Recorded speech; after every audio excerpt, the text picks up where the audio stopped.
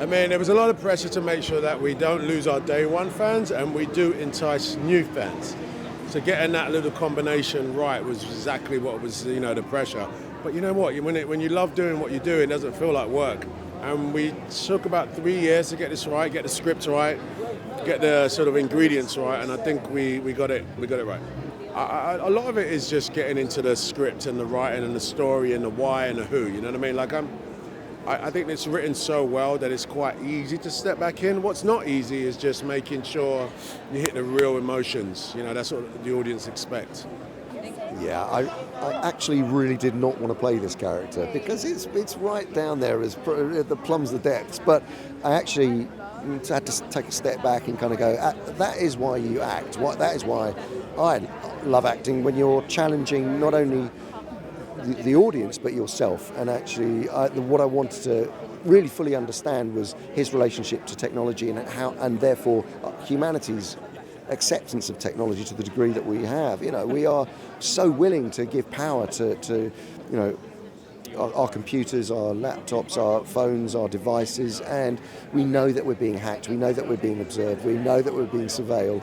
And when you have someone who can then manipulate that, and also someone who is a very lonely, isolated character who has an axe to grind because he hates hypocrisy, or he's got that when you have people who really feel that they are justified in going out there to cause havoc, that's dangerous. And I think the world of the internet, obviously can be used for the most incredibly positive things, but offers up the platform for real horror.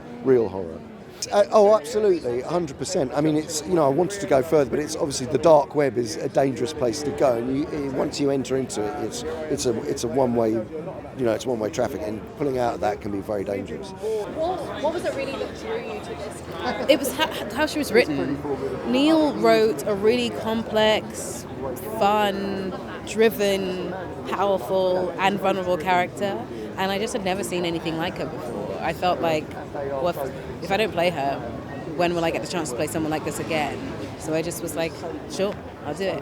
I think it's just sort of like once you get started, you can't help but sort of take in the world around you. But then in a practical sense, when there are really tough scenes to shoot, I tend to use sense memory. So it's like I listen to a song that reminds me of a feeling and I go with it, yeah. But you can't help it because the world is sort of built around you. Everything is there for you. So you just access that and use it to tell the story. It took 2 seconds. There was no thinking to be done. I mean, both Jamie Payne, who directed the last series, and Neil and I and Idris have been in communication over the years, and we've become friends. We've become the Luther family, as it were. And so Neil has been working on making it into a movie, and it evolved, but we were so thrilled when we got the green light. Netflix said, yes, it's go. And then we started, and here we are. Hey, here we are. Yes, but I think Luther's secret is that I kind of exist at a slight tangent to the world, and I'm not always completely versed as to what's going on, and I've always had a feeling that what's very this week is very last week, next week, and Luther has never really been a cop show. It never rips stories from the headlines. I think of it more as being a monster show.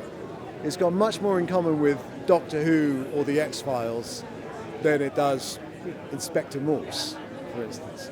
And because of that, there's a kind of folkloric element to it. Hello. Hello. How are you? Good.